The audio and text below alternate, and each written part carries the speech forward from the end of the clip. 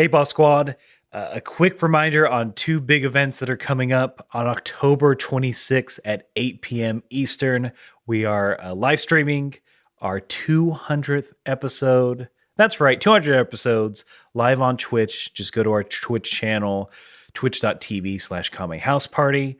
Mark your calendars. Again, October 26th at 8 p.m. Eastern.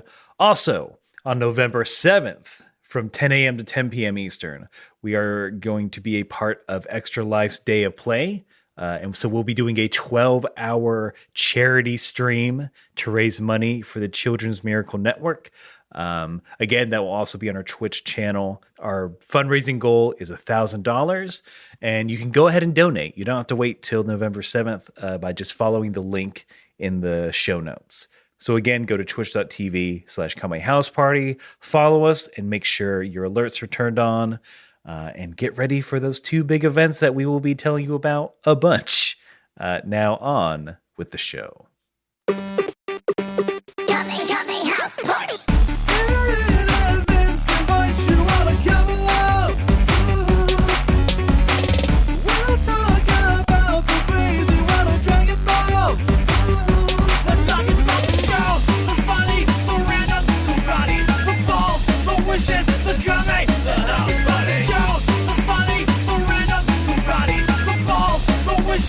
Kame House Party. Hey everybody, welcome to Kame House Party. I'm Aaron. And I'm Vince. And this is the only improv comedy Dragon Ball podcast in the known universe. We have checked, and our goal here is to watch every episode and iteration of Dragon Ball, then to come together on microphones to talk about it in a fun and comedic manner. That's what this is about. It's a big old party. You're all invited. Thank you for coming. But before you step in fully, keep your headphones in. just don't walk through. Just mentally, don't walk through the door yet, because we got to clean up. It's a bit of a mess. We've had a whole week of not partying. We got to clean up all the knickknacks. the thing you clean up at a home, knickknacks. Aaron, don't forget the patty wax. Mm-hmm. There's several dogs. They need bones. We got to give them to them. So we do that in a little section we call Kame Housekeeping. And the first order of Kame Housekeeping is the world famous and UN sanctioned 1 minute roundup. Whip sound. Whoop-cha. Huzzah! Hooray! We've saved the town from the flood. Yep, we put up the sandbags and stopped that mean old flood. Woo! That's right. We got those sandbags. We told that flood to just fuck right off. That's what we said to that flood. Damn it! No! I was so excited. We're going to tear into that flood, weren't we? Oh, we are going to escalate so hard. And seed. So I'm sorry, everyone. Usually that bit's longer, but if you're new, what it is to warm up our improv muscles. Vince and I, we do a Western-themed improv scene. It's something we haven't always done, but we've been doing it for a while. And why stop now? But that gets us into the 1 minute roundup proper, which is where one of us, this time Vince, has to summarize everything that has happened in Dragon Ball thus far. We are talking the original run of Dragon Ball. We are talking 39 episodes of Dragon Ball Z. This is a lot of information, compact and compressed for you, the maybe new listener. So you don't have to go back and listen to all of our old episodes. You don't have to go back and rewatch Dragon Ball, although a lot of people are doing it, is from what we're hearing, which is insane. You guys, you don't have to. Please, we don't know how many times we have to say this. It's not required. It's not going to be on the final exam. Mm-hmm. We're not. There's no quizzes checking your reading comprehension of Dragon Ball. So don't worry, the 1 minute roundup is here to get you up to speed. Vince, are you ready to round up? Yes, I am. Oh, God, I'm nervous. All right, here we go. been a minute, and I got to do it in a minute. So here we go. Story of Dragon Ball follows Goku as a child, collecting 7 magic Dragon Balls to get to wish for anything in the world. Meets Bulma. They go on a bunch of adventures. He fights the Rebel Army who tries to use Dragon Balls for evil. He fights the Demon King Piccolo. He fights in a bunch of Tenkaichi tournaments. He comes in second twice, wins one against Piccolo Jr., the Demon King Piccolo's son. Then Goku gets married. He marries Chi-Chi. They have a son. It's 5 years later from the original run of Dragon Ball. His space brother comes, Raditz shows up and is like, hey, you're a Saiyan. You got to come be with me and be evil. Goku's like, nah. And then Piccolo kills them both. And then Goku trains with Kid Kai, learns the Kaioken. And then 2 more Saiyans, Vegeta and Nappa, show up on Earth. And they're like, hey, we heard about the Dragon Balls. And then Goku's like, I'm really strong, but not as almost stronger than Vegeta. But then Gohan and Krillin help with the power of the Spirit Bomb. And then all their friends die in that battle. And now it's the aftermath. And Gohan, Bulma, Krillin are flying through space and headed to Namek, but they ran into a mirror ship. Yeah. Whew. I know there's like a little bit that got cut off. That's fine. I'm throwing my hands up. I'm doing one of these where I'm wringing my hands off because I think I did a fine job. I think I did a great job. Absolutely. And you people at home, you tell Vince he did a fine job too, damn it. And if you think I didn't do a fine job, then put your mouth where your minute is and send in a 1-minute roundup. Does that make any sense? Put your mouth where your minute is? Put your money where your mouth is. So it would be, I guess, put your minute where your mouth. You just got to flip it. You just got to Missy Elliott. I got to Missy Elliott that thing. Mm-hmm. Put your minute where your mouth is. Yeah, baby. Come on. We've had several people send in their own 1-minute roundup, which we invite anyone to do.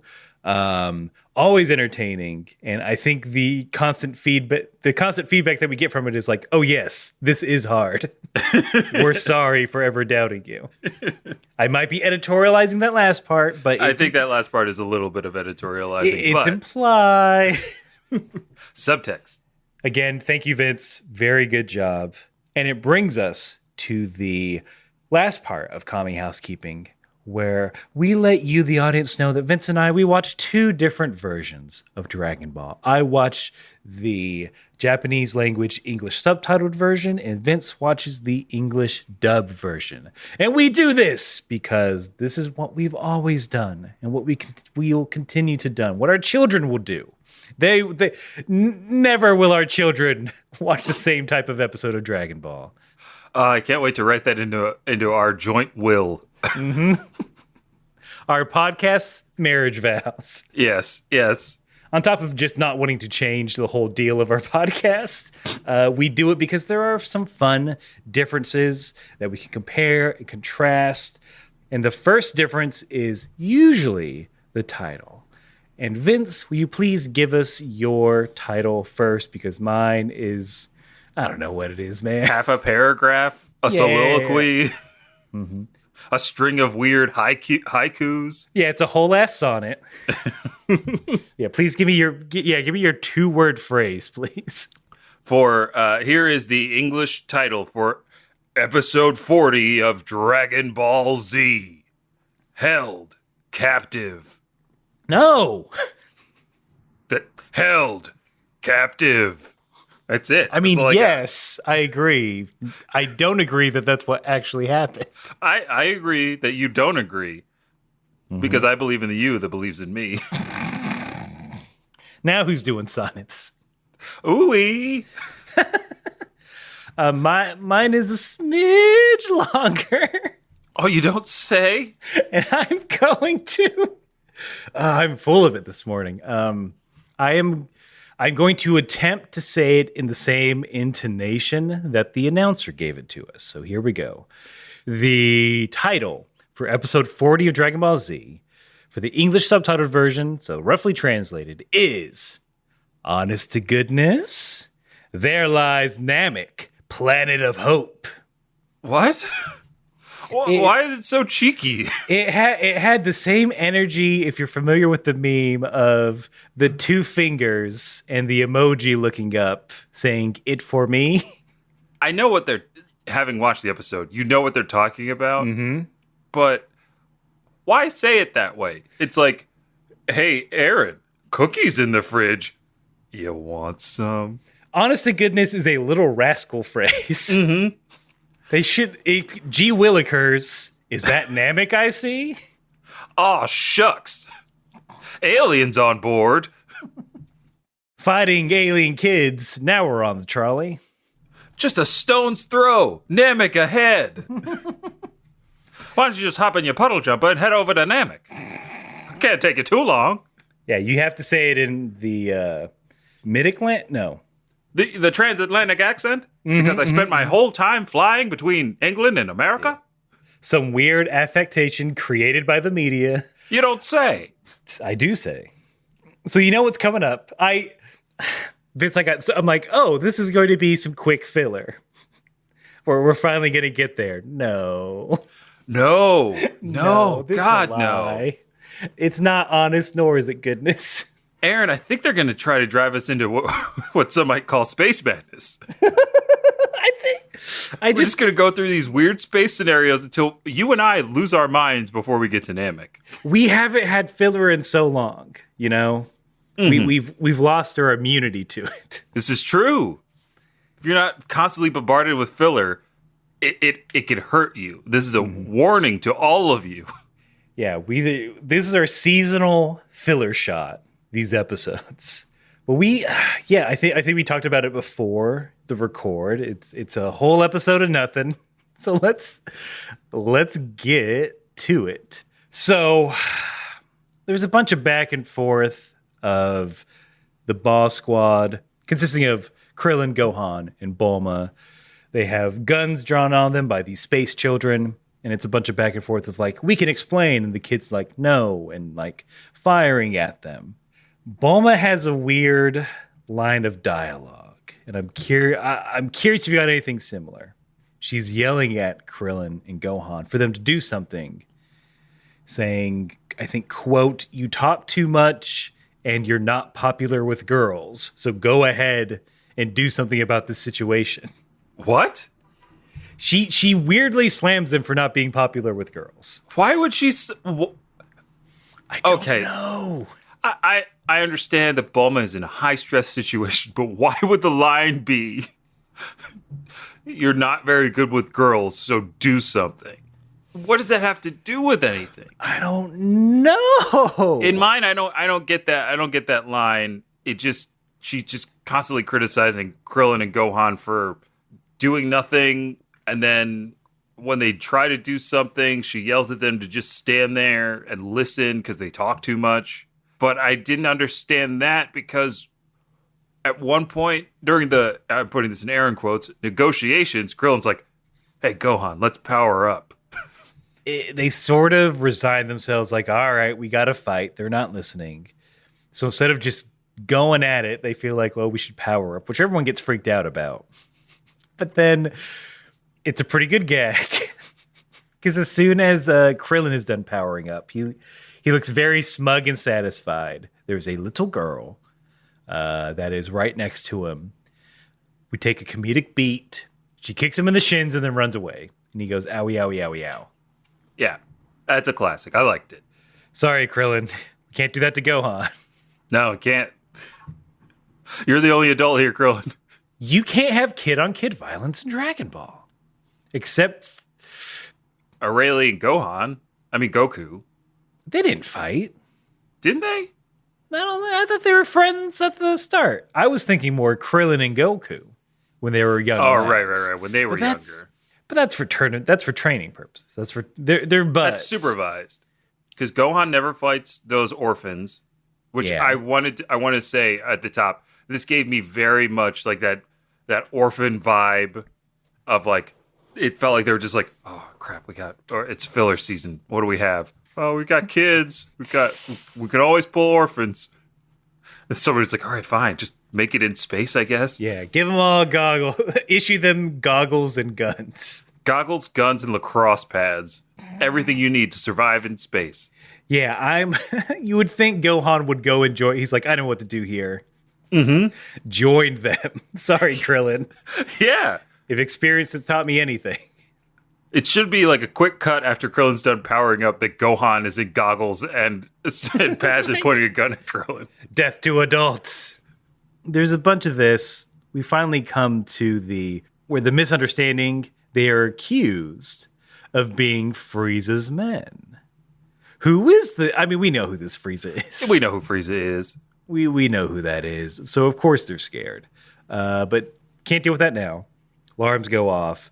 We're in the middle of a meteor storm. Cut. Yeah. It's a hard cut. It's a very hard cut. And it got me because I looked at my notes as you were finishing that sentence and you were like, cut. And I was like, wait, why did I say Goku screaming? Oh, yeah, because we're back on Earth in the hospital. Goku is just wailing and screaming and crying. And turns out our favorite space dad guy, Goku, is afraid of needles.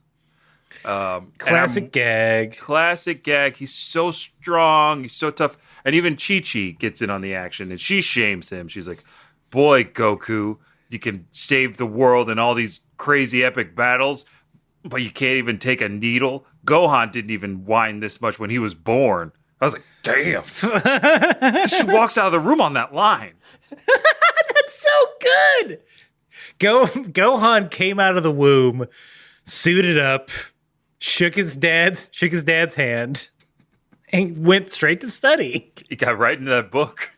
Instead of a blanket, he was wrapped in an Encyclopedia Britannica. Yeah, he came out with a pencil case tucked under his arm.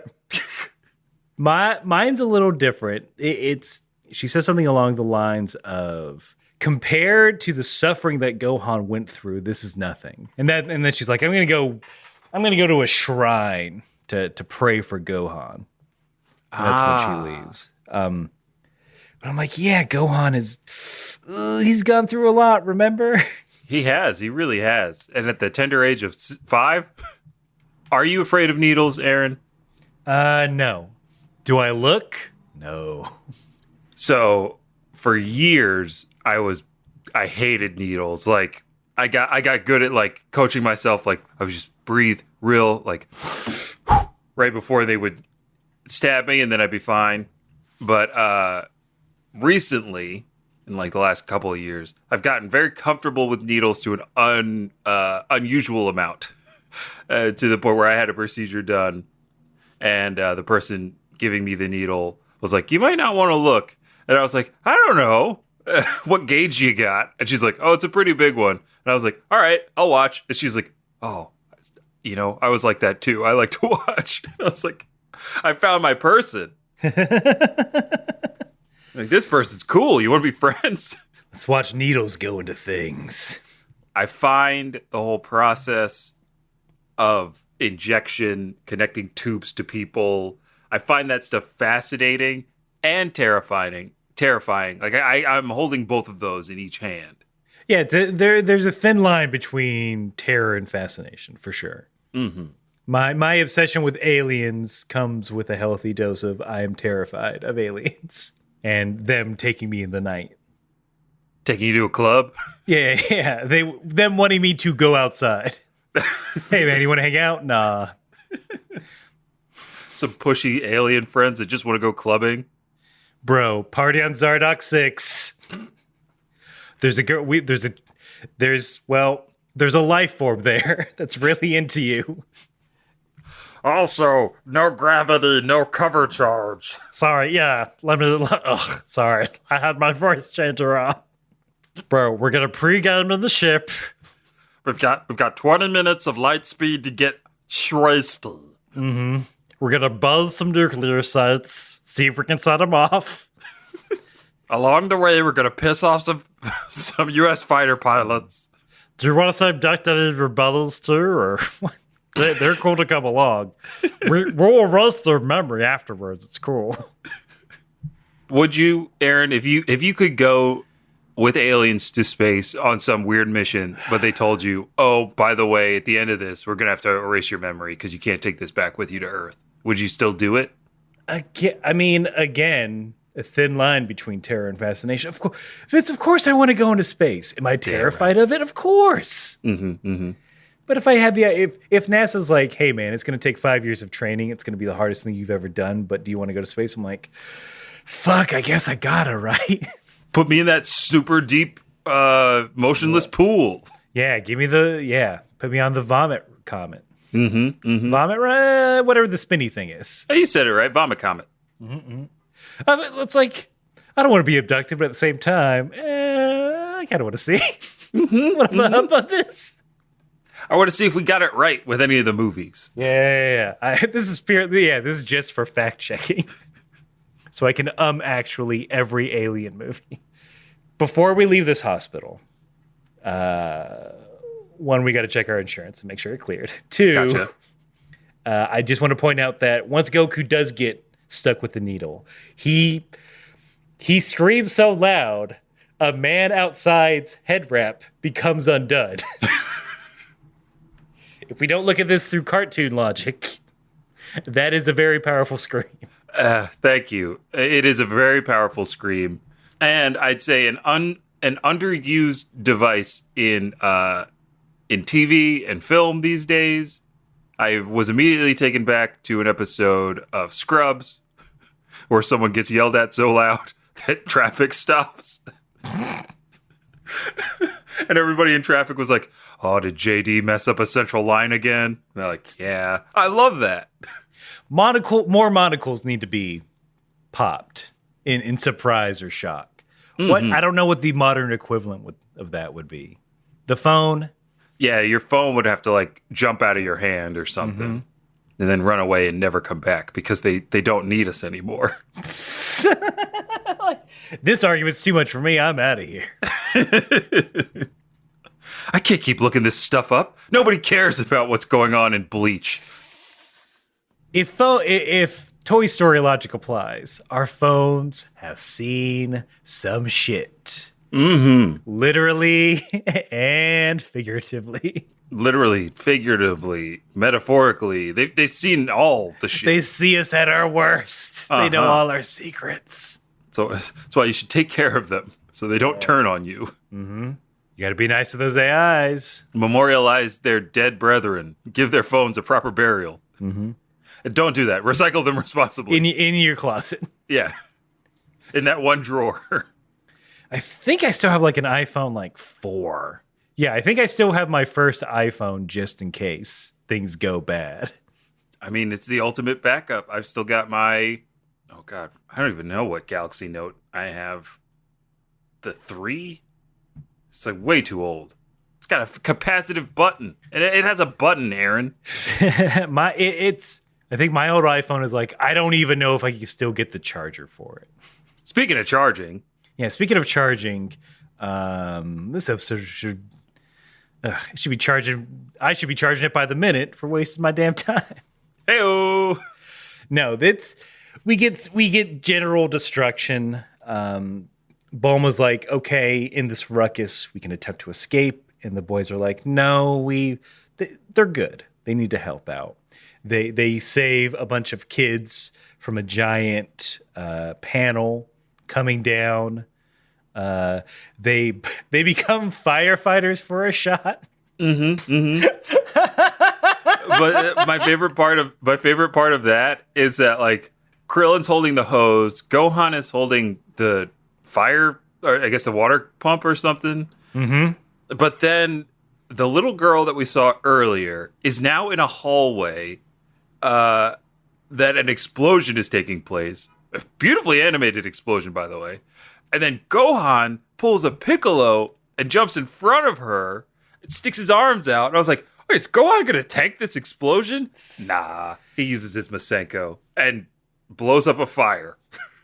Actually, that brings up an interesting physics sort of question. Sometimes fires are so big they have to make explosions.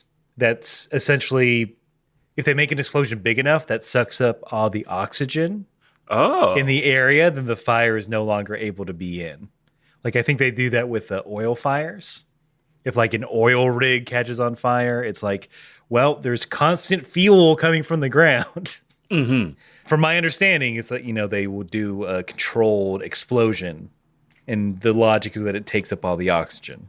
Damn. So does that mean a Masenko and other energy blasts work like fire? That is a good question, Aaron, that I believe requires research. which is something we don't do on this show. If you're new, you might be thinking, oh, they're going to cut and they're going to come back with that information that they're asking about. No. Nice try. Nice try. This is a Ding Dong podcast. That's right. We don't have time for that. So we leave that up to you, the listener. If you know anything about ki and its relation to fire and explosions, and Aaron's question is ki, like when it explodes, is it like fire? Is ki fire? Tell us.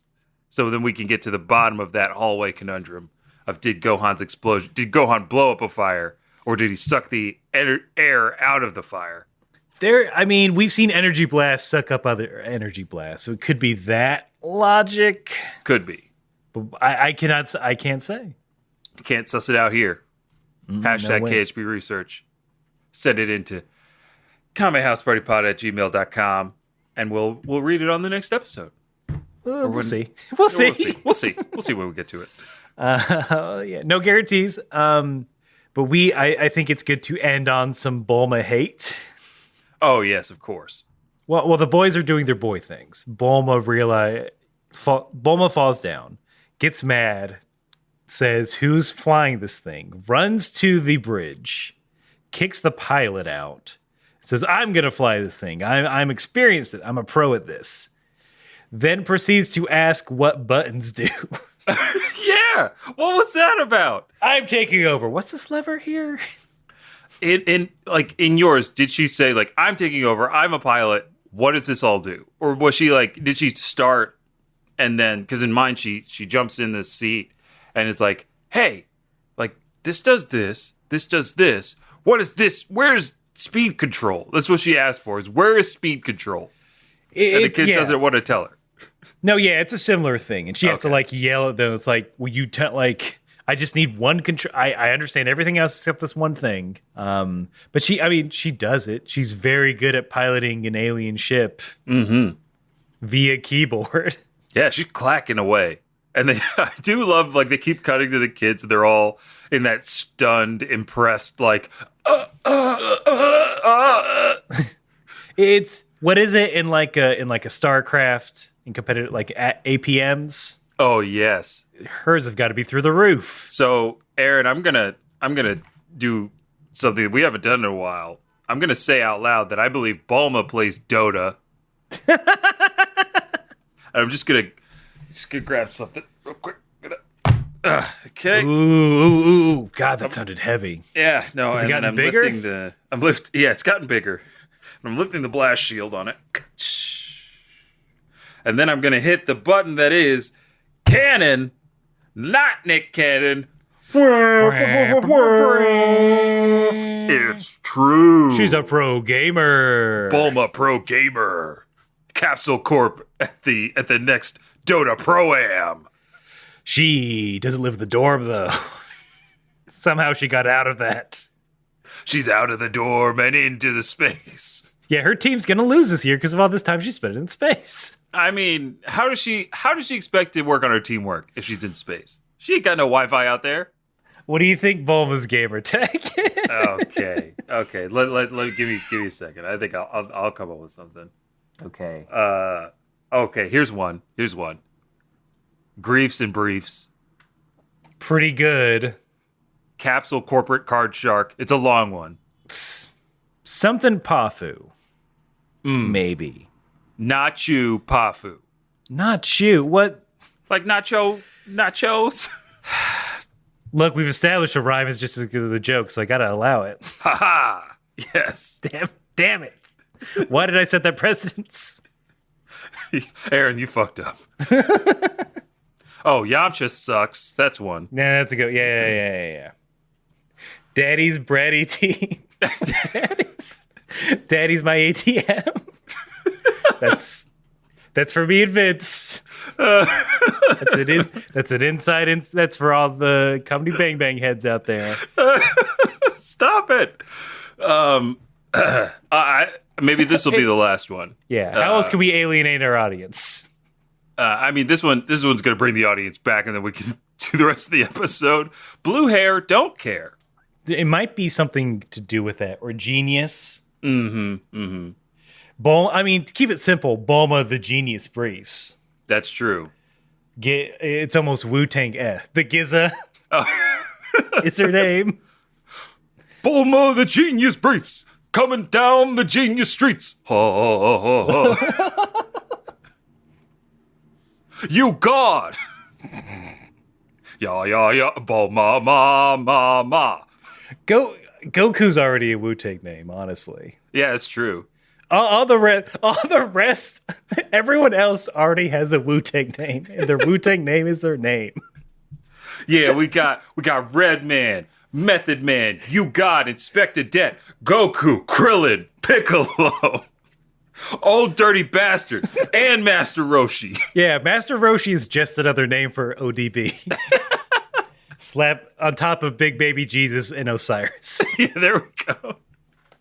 You down with ODB? You know me and Master Roshi? Ooh, Master Roshi does like it raw. Ooh, Roshi, he'd like it raw.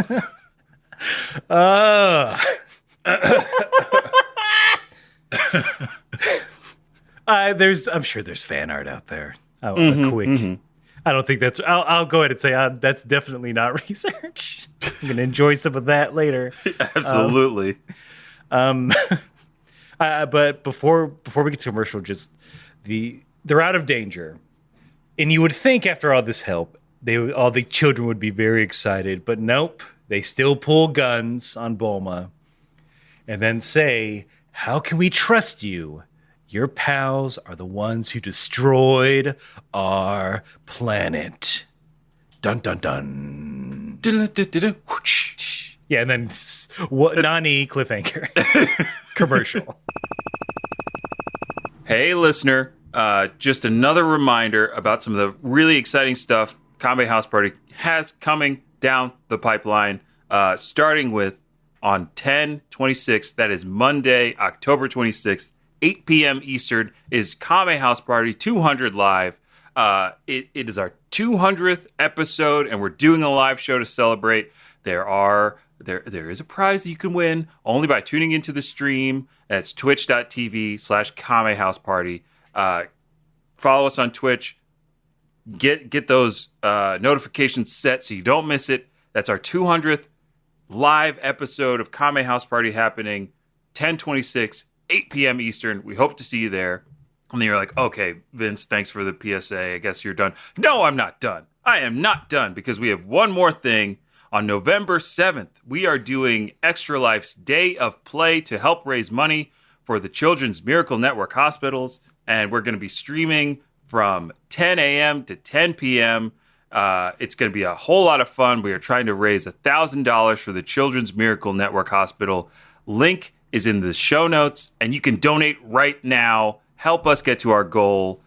Come watch us play a bunch of video games on November 7th, starting at 10 a.m. for a good cause. Extra Life's Day of Play. It's Extra Life. You're going to help us and other people. And that concludes this portion of Vince's reminders. Back to the show. We're back in space. We stopped at Earth real quick to pay the bills. Then we came back. So the kids are like, of course, here's our logic. Of course, you're a part of the Frieza Force. They have this, quote, barbaric power. And Gohan's reply, sort of to himself, is, that's me. Barbaric. I thought I had a good control over it. Oh, I thought I was dressed gentlemanly-like. Maybe Mom was right. I should have kept that suit on. Yeah, if I kept the suit on, maybe they wouldn't think that. Oh, dang. Also, calling Krillin barbaric is very funny. Krillin's so docile. These betas. It's fucking nerds. Mm-hmm. They're not cool like the Frieza Force. They did send the dorkiest members of the Z Fighters up into space. You can't argue that. Well, they didn't have much to choose from. There's a power vacuum, and they had to fill it. Mm-hmm. Mm-hmm. But I don't want to leave this slam behind from Bulma, who, again, trying to weasel out of everything, says, quote, I will admit that these two are barbarians, but I am a sincere person who loves peace and justice. Bulma! Gosh! Like, I think everybody should take a step back and take a listen, and not a listen, take a look at the lesson that Bulma is showing us on how to throw your comrades under the freaking bus. Just, I am glad, Aaron, at this point, we have not seen Bulma try to use her feminine wiles on any of the children. I think she's learned her lesson when Goku said, I don't want to touch your smelly butt. Well, I was expecting, like, at some point, for one of those, for someone to be slightly older and for Bulma to kind of get confused, you know? Maybe when she ran to the bridge, there would be an older kid that's closer to her age, maybe. And she'd be like, oh, cute boy! Blah, blah, blah, blah, blah, blah, blah. But no. From my understanding, I might be proven wrong here, but I believe since Yamcha's death and up until her... Are they married? They have to be. Up until her consummation with her getting with Vegeta. Mm-hmm. I don't think she's as boy crazy. Maybe you're right. I think once she saw Vegeta beat up a Yamcha, she's like, yep, that's the guy for me. She's had that set. Mm-hmm. Her ulterior motive is she's trying to find Vegeta out here. Because technically, aside from their first encounter, I don't think Goku has ever fought a Yamcha since. So she never... I think that was the key. If Goku would have beat the crud out of Yamcha at one point, Bulma would have been like... It would have happened. Yeah. She was already leaning there. Mm-hmm. That would have been the thing to push her over the edge. Whoever can murder her last boyfriend, that's who she's going to be with. Seems like a curse. This is an 80s this is an 80s teen movie, a la Mannequin. She's Kim Cattrall. I love science. Ooh. Well, what else? What a Kim Cattrall like? I love two things, dear. I love science and fucking. That's for the old heads. That's for the old listeners. Yeah, you old heads. That's a call back in time. So yeah, Bulma. I think that's it. I think Bulma's already got her sights on Vegeta, whether she knows it or not. Now that Yamcha's been killed by curse or by force, which is how I say force, as in her forcing it. She's got her eyes on Vegeta already. But we now get the backstory of these children. I guess their boss, because he's like 17, he's the tallest. Mm-hmm. Invader Zim rules. Zenshin comes in. He calms everyone down and is like, look, here's the deal. The Frieza Force came, took over our planet, killed our parents to try and save us, shoved us into a giant mirror ball. And now we're trying to go to a planet that our parents used to do business at. Zenshin said, like, my dad used to train there. Like, what? That's interesting. I wonder why the swap. Because it's like, yeah, my dad used to do business there. It's like, are you going to like Planet Ramada Inn Suites? What? Yeah. Are you going to Planet Remax Sunvest? Yeah, we're just going to sit in the lobby. Planet Managers Conference 2017. There we go. Catch the spirit of synergy. I've been to one corporate conference and it sucks. I've only done like an individual corporate training session for a new app my company was building that I had to tell them was not going to be effective or work. and my boss at the time sent me day of, didn't tell me it was coming up. He's like, oh, hey, I just emailed you this thing. I want you to try it. And then you got to go uptown in like an hour to tell them about how you feel about it. I was like, oh, okay, sure. I guess I'll do this. He goes, but be nice to them. Like, don't. He's like, I think it sucks, but you can't tell them that. I was like, tell them it's fine. Suboptimal. And that's what I did. I came in and I said, look, this looks great. It's got a decent user experience, but have you thought about, I literally had 3 questions. They were like, oh, no. And I was like, okay, great. Aaron, they rolled that product out this year. They still. They pushed it. Again, I believe the sickos have talked about this many a times. Anime sickos on the same podcast app you're listening to this on. I believe they've talked about how bosses love those new softwares. They love new software as much as they love going back to retrofitted old software, Aaron. It's like, we got this new program. But then it's like one person misses the reporting of the old software. And they're like, well, can we retrofit this to make it feel like the old software? It's like, no, we shouldn't do that. It's going to triple my work. And then they do it anyway. And then I have to find workarounds. I love it. That's what planet they're going to, is what we're saying. Yes, they're going to Planet Corporate Gigs. Yeah, out of the fire out of the frying pan into the fire. These children. And speaking of fire, yeah, bring it up. One of the kids, I think his name is Boone. We see his parents are engulfed in flames. I guess in his house. We see like the silhouette of a member of the Frieza Force, and they're like, "Run, escape! You have to get out of here!" And you get voices. Yeah. I get a little. It's like, some extra VO over the flames. He runs out of the house, but gets shot, but just nicked on his chin or on his jaw, and leaves like a cut. And then it pulls back. And then we're on the ship, and he's got like a Band-Aid on it. And I was like, "Oh, okay." This kid makes such a big symbolic deal, about this little cut. Like, it's weird that they went with the little baby cut on his face, and like it's like missing an arm, He's got an eye patch. Eye patch would have been real easy. Nick Fury it. Yeah, I felt like that was kind of a wasted flashback for him to just have a Nelly-sized Band-Aid on his face. It's like, sorry, your parents died in a fire due to the Frieza Force, but you could have gotten shot through and through, maybe. But now he's gonna go downtown, baby, up street in a raincoat. He's gonna start wearing his football jerseys backwards. Shimmy, shimmy, Cocoa Puff. Shimmy, shimmy, yeah. But this Boone character is convinced, because I think he says to Gohan, "You've got a nice look in your eye." Is that what he says in yours? Yes. Because it's so strange, because after all that, it kept like flashing Gohan's face and his parents, and I was like, wait, is he seeing his parents in Gohan?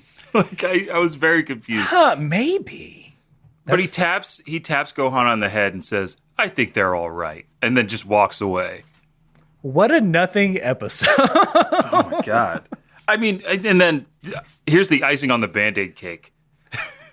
So Bulma, Krill, and Gohan are about to get on their ship. They're about to leave.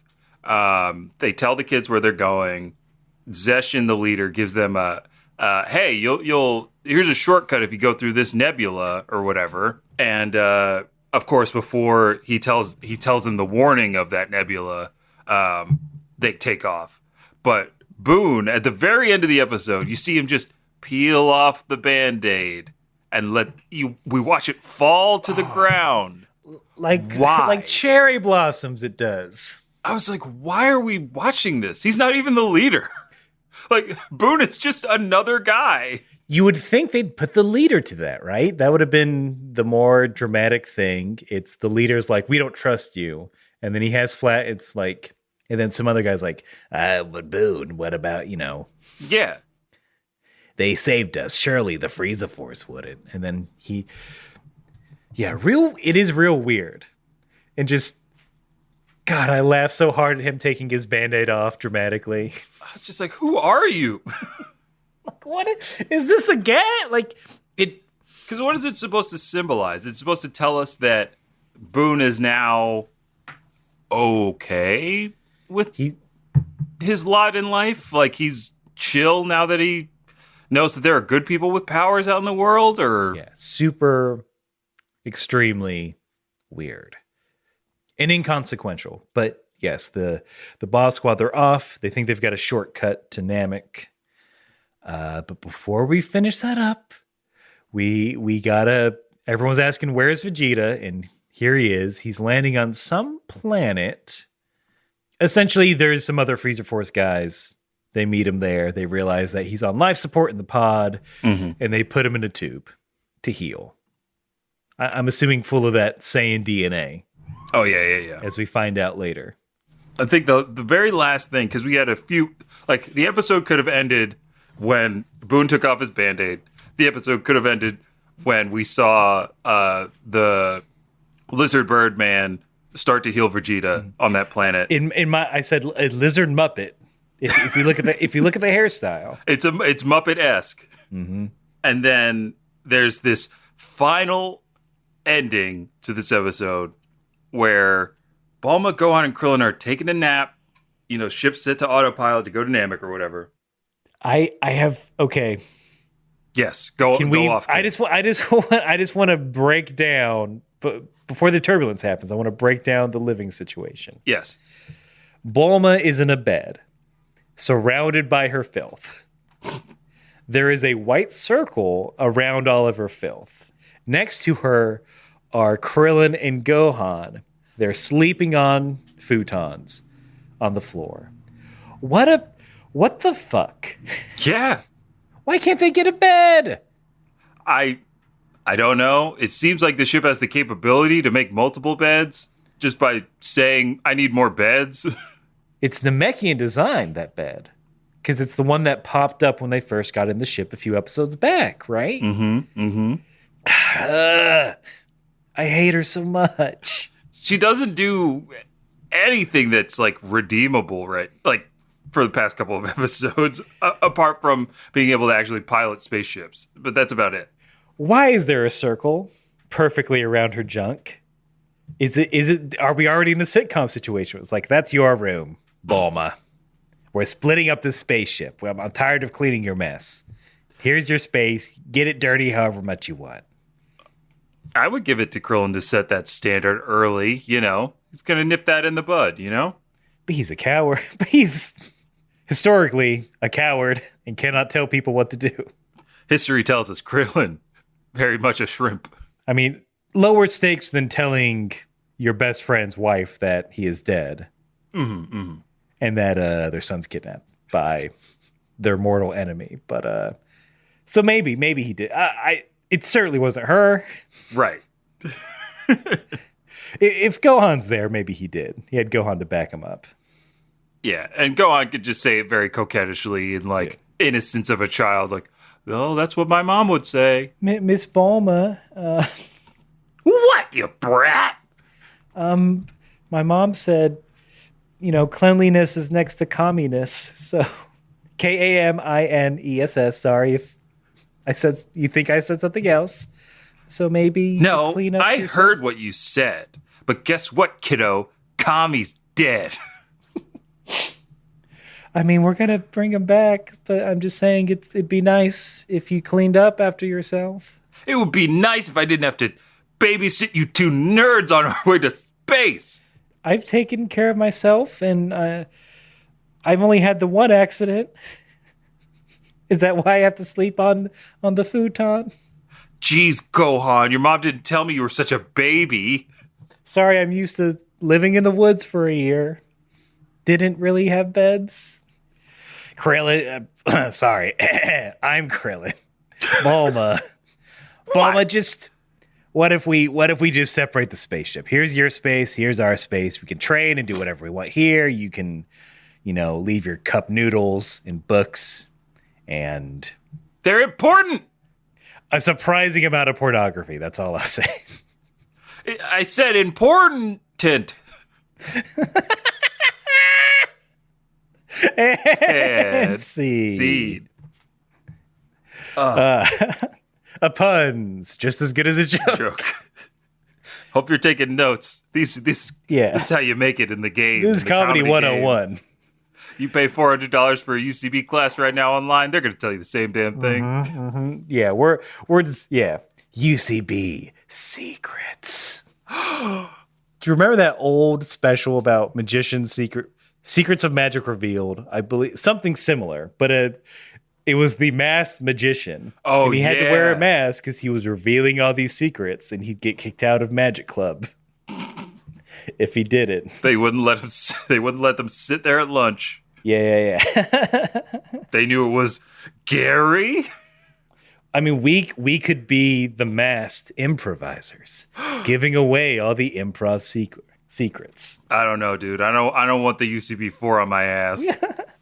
I would get trolled by Besser online. It'd be like, Aaron, if we were on a spaceship experiencing turbulence and the pilot was asleep at the wheel and not even at the wheel and wouldn't wake up. And said something along the lines of, it's a shortcut, so of course it's going to be bumpy. What? Yeah. It's a storm in space. That's all it is. Very serious about space at the beginning, very nonchalant right now. I was like, one, it didn't look like a storm in space when they cut to outside the ship. It looked like hell. It looked like the hell mouth opening up to embrace death. They're in the Willy Wonka tunnel. Mm-hmm. I'm assuming it's a wormhole Yeah. situation, if I had to guess. But they go through it. Bulma ends up in Krillin's lap. She slaps him for it. Hooray. Hooray. It's not, it's just mean. It is. It's unnecessary. It's mean. And, like, for some reason, even Gohan was like, that looks like it hurts. And they tried to tell her that it wasn't what they thought. Like, Gohan's like, it wasn't what you thought it was, Bulma. It just looked that way. She's like, I know what it was. You think I just fell asleep in Krillin's lap? It's like, no, There was you turbulence. fell asleep in We went bed. upside down. It's like, you fell asleep in bed, and we were in space. You could go anywhere. You got to get strapped down, don't you know? That's what the movie Space Camp taught me. Everybody gets a weighted blanket in space, so they don't fall out of bed. Now I do want to sleep in zero G. How relaxing would that be? Also, the benefit of going into into space for a little while, Aaron, I'm gonna come back taller. I'm gonna come back 6'8". You get rid of some of that. You don't need all that bone density. Get rid of it. No, Muscle mass, meh. I can jump even higher. Space does fuck you up, though. Yeah, It takes months of physical therapy afterwards. Mm-hmm. But despite everything, we're here. It's Namek, right? Well, Bulma believes it's Namek. Oh, she looking out the window like, yep, that's Namek. Like, how do you know? How you know? How do you've never seen this place before? No one you know has ever seen it. There is no record. It's the ship saying, "Yo, we're in Namek." It's to the point where the announcer isn't sure. He's like, "I don't know, man. I don't know, Bulma." I know, and the ship even on the readout screen, it's flashing like red. So it's clearly not where you're supposed to be. Something is wrong, and Bulma's just, no, I don't care. I don't want to look at this. I don't want to look at the instruments. I don't need it. I've got the Force. Yeah, that old hermit spoke in my head and said, "Bulma, it's Namek," and that's good enough for me. Alec Guinness wouldn't lie to me. That's true. Vince, I thought we were gonna be out of it, man. I did thought too. we were I finally thought for gonna sure land. we're going to be on Namek. I'm so mad. I'm truly like, I've lost my immunity to filler. It's tough. We'll get there. I think after this next one, I'm hoping it'll be at least more on the funny side, a little more entertaining for us. Give us a little more to work with than tragic backstories of orphan children in space in a mirror ball. Yeah, it's just not enough juice. Very easily resolved. Any sort of misunderstanding doesn't have a lot of legs, right? True. It's whenever early on when comics were like, these two heroes are gonna fight. It's like, yeah, they're gonna fight for like 2 pages and then be like, oh, we're both good guys. Whoops. Yeah, they're gonna be like, oh, Martha. Yeah. That's what that's what Boone. He heard Gohan say Chi-Chi. Where'd you hear that name? I wouldn't have put it past them. That could have been it. They could have edited that for mine and yours. I don't know why they would cover that up. Boone and Gohan's moms are both named Chi-Chi. Yeah. I've yet to see that movie. Don't. But I am laughing at the linchpin of why they're friends. I went to the theaters and saw that movie by myself, I think. Vince! Or no. I went and saw it with a friend. And we both, at that point, were just like, what? Like, he hit me in the arm and was like, they did that in this movie. Were people laughing in the audience? Was it laughter, groans? I think I made an audible like, ugh. And he laughed. And it was a mostly empty theater because it's Delaware and nobody does anything there. Also, it was probably like 2:00 on a Friday because we leave work early because we're kings. Yeah. It's Friday, baby. You got to go see a Friday. matinee. I got to get on 3 trains to go to New York to do improv. Nothing better than a matinee. You get there after or before, you have a nice lunch, watch a movie, and then you got the rest of your day. Aaron, and let me tell you, the matinee prices, I'm not talking like 5 years ago, 8 years ago, because those prices in Delaware were like, you could go to see a matinee movie at the Regal by the Target for like $5. Ooh. Now, or like, I guess I'll say 4 years ago, we could do that for $8.50. That's still like, Still if I'm dope. if I'm going to the theater for less than $10, I'm pretty happy. Mm-hmm. Unfortunately. That's the kind of money where we were both like, let's have a beer. Yeah. It's like, I can afford this $10 beer now. Yeah. But we can't afford to not go to the emails. We've been avoiding it too long. We got Master Researcher Nick chomping at the bit. We're very sorry. Other things have come up. This is true. But here we are now. Master Researcher Nick writes in saying, first, according to Boo Saga, Vegeta's fear isn't insects, it's worms. And we have a nice screen cap here that says, despite how I may seem, I cannot stand squirmy things. So anything that squirms. Damn it, Kakarot! Get that trolley thing out of my face! I despise all gummies. 'Cause they wriggle and jiggle. A Billy Bass? No, thank you. I don't care if it is playing Take Me to the River. I'll take you to your doom! Actually, Kakarot will. I can't. I won't be in the same room with you. Ugh. So yeah, all right, good to know. So close. I was close. So a slug. A slug, a worm. I'm assuming Vegeta would be freaked out by a snake. Balloon animals. A myriad of things. Mm-hmm. Nick continues to write, second, last year, YouTuber Totally Not Mark put together a damn good analysis of why people love Bulma. Despite the pod's anti-Bulma bias, it's a great vid, and you do yourselves a disservice not to watch it. I actually snuck a little peek. Again, this isn't research, because I wasn't trying to find a specific answer. This is true. Which is the definition, I think. Get at me, Websters. I did watch the video. It's still don't like Bulma, but I get it. She is a unique character within the series. Oh, 100%. Like, Bulma, very unique, worthy of attention. But I just want to, look, I want to be clear that Bulma is not a good person. There's not a lot of evidence that she is. Yes, she helps the Z Fighters, and maybe down the line, she's more redeemable as a character. But for now, this is probably Bulma's darkest period, and we're going to get through it. It's probably not going to change my opinion whatsoever on who she is or what she's about. But I thank you for sharing the other side. We're going to try to keep this as balanced and as no, we're not, Aaron. I'm just going to keep I'm going to keep going at her because she does terrible things to my anime friends. And to her friends. She's very petty, and it's hard to get past, man. Mm-hmm. I can forgive murdering several planets, but Just pettiness.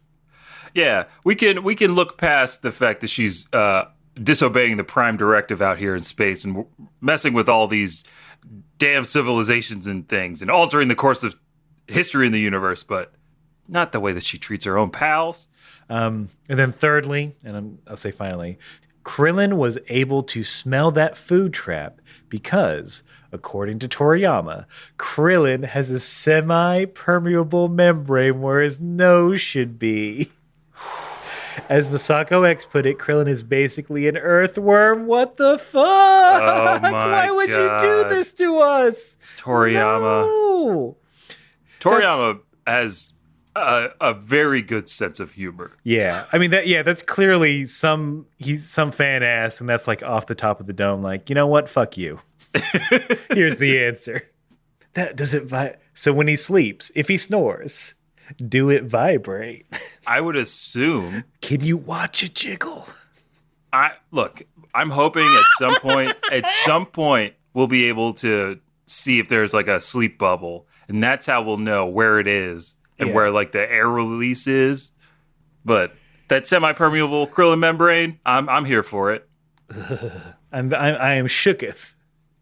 And he's an Earthling. He's normal.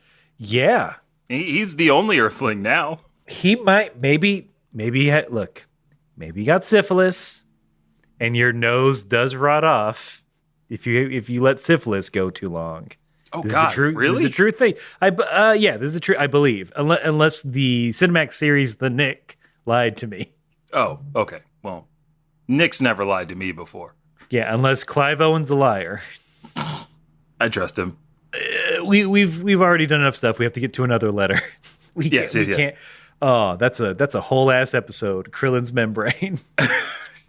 Japanese title: Skin over a hole. Krillin's semi-permeable membrane. Ew. Never say skin over a hole in my ears again. That's look. If you need a breakfast, No. take some bread, pop a hole in it, put an egg in. Skin over a hole, baby. Oh, I can't eat that breakfast anymore. I'm just gonna think of Krillin's breathing. Well, can you listen to another email from Nathan, who he's written to us before? Thank you for writing again. Dear Vince and Aaron, this is Nate Dogg from South Carolina writing you guys again because you guys are just so great, and I would like to know more about you guys. For instance, how did you two meet? What have been your favorite characters to improv on the pod? I really like Vince's Mr. Popo and his turtle, and my favorites of Aaron's is Ninja Murasaki and General Blue. Can we get a scene with both of your favorite characters together? That's all I had to say. Keep being awesome. I listen to your podcast weekly. Thank you. The proper way to listen. Thank you. Yeah. Don't sleep on the fact that Nathan just gave everybody the roadmap. Let's do it weekly. But yeah, how did we meet? I don't know why we're both blanking on this. Oh, it just feels like we've always been here together on mic doing this show. But it was it had to be back in what? Late 2015? Late 2015, early 2016. I was on an improv team. I think at the time was called Generous. One of our members said, "Hey, I'm in class with this dude. He's super funny. Can I bring him in to try out?" We're like, "Yeah, let's do it." And the person was you. The person was me. I was the dude in class. And she was right. You are super funny. I don't remember what the scene was about, but I remember having a scene with you and us both looking at each other afterwards with like that was a good scene, and we kicked ass. Oh yeah. I feel like you were one of the first people I stepped out and did a scene with for sure in that group. And what I'm hoping is one of us threw out a vaguely anime reference and the other picked it up, and we did a normal ass scene with that like undertone, and then got good notes, and then we're like, oh yeah, I like this guy. Honestly, I think it's Comedy Bang Bang was the big bonding glue. Oh right, I think outside of improv practice, I would always be like, hey, did you listen to the new Comedy Bang Bang? Maybe the first inside joke that we shared was technicality, no down, boo over. Mm-hmm. whatever Cake episode Boss. that was. Cake Boss. All the hits. All the hits. TikTok.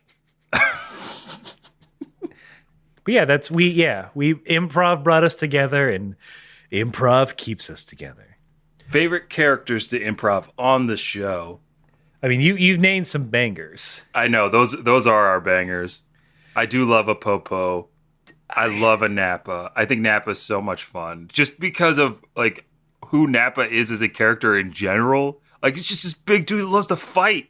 He's just all he wants to do is kill and fight, and he's just got this weird like relationship with Vegeta that's very much like, oh yeah, Vegeta.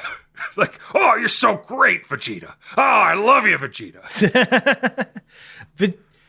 I like doing Vegeta just because I think it's one of the few, at least old school Vegeta before Chris the Bot came in, where it's very up here and just dripping with malice. I feel like it's one of the few main cast I can actually do justice to, because the main cast is very normal voice. Yeah.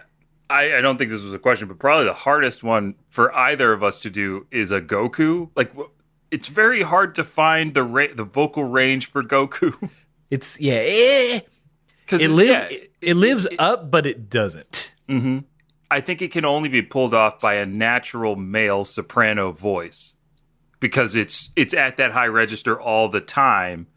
But then when Goku like gets serious, it drops in a way that's like tenor-ish, but then gravelly. It's like a gravelly tenor. It's hard. It's fun to watch somebody who's good do it, or somebody who can do a Goku. I'm always very impressed. I think you're right. I think it's someone with a higher register than either of us. I mean, heads up, we're going to be doing Chase and Birder a lot, y'all, when we meet the Ginyu Force. Oh yeah, I need them here quickly. And then, a Frieza is just, it's like a Vegeta and a General Blue mixed together. Yeah. Oh, ho, ho. And then, we get to do a bunch of the laugh. We get to oh ho ho. I can't give you a scene now. I think we've worn out our welcome a little bit too much on this episode. But I mean, just keep listening. We'll have a bunch. Keep listening. You'll get those favorites back. And now that we know that people are asking for our favorites to do scenes together, who knows where they may end up? Yeah, where they might pop in. Mm-hmm. But thank you both for writing to us. We really appreciate it. You can talk to us by writing to us at kamehousepartypod@gmail.com or finding us on the social media, as the old folks call it, Facebook, Instagram, Twitter. You can talk to us there. Get updates on when things are happening. Speaking of updates, baby, 3 times a charm. In case you missed it the first 2 times, 2 big events coming up. We just want to make sure you know, and we want to make sure you get a chance to participate. Again, October 26th, that is a Monday at 8 p.m. Eastern. Our 200th episode. We are recording it live in front of you, the audience. It's not going to be too much different from a regular episode, but we just want to celebrate it with y'all. In the middle, we'll have a chance to stop, interact with y'all. There is going to be a giveaway, a fun prize that will be, you can only enter to get if you watch the stream. And I'll give you a little pro tip. Look, it's going to be through a link. So just pop in for a minute, get the link, enter. Yeah. If that's all you can do. I mean, if that's all you got the time for, yeah, absolutely. And then watch it later, and then watch the episode later. But we hope as many of you as can watch us on Monday the 26th, 8 p.m. Eastern, and then a week and a half later. 1, if you're in the States, go vote. 2, or go ahead and vote now. Oh yeah, I'm going to be voting right after this episode. Mail-in ballot. But on November 7th, from 10 a.m. to 10 p.m. Eastern, we are doing a 12-hour charity stream as a part of Extra Life's Day of Play. We're trying to raise $1,000 for the Children's Miracle Network. Come watch us play a bunch of games. We're going to get as many guests as we can. And, help us and come hang out. Help us do some good. If you want to go ahead and donate, if you can't make it if you won't be able to attend or watch, you can. There's a link in the show notes. You can go ahead and donate. Again, every little bit helps. Honestly, if I'm doing the numbers in my head, if everyone listening to these recent episodes can, if everyone listening to these recent episodes gave like $5, we'd Oh, be yeah. we'd be there. We'd bust through our goal. Yeah, help us pass our goal limits like our favorite characters do in every episode. We're doing it for a good cause. We hope you can donate, and if you can't donate, just come hang out and keep us going. It's whew. I think we officially dubbed it the hyperbolic time chamber of charity stream. So what you'll experience is 12 hours. We will experience this. Like a whole ass year, probably. Yeah, I think that's like close to a year and change in the hyperbolic time chamber. Yeah.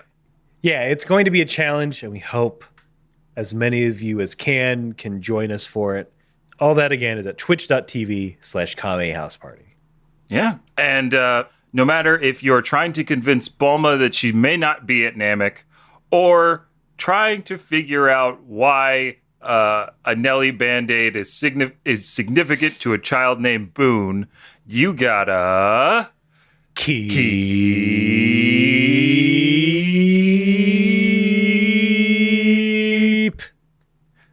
fighting.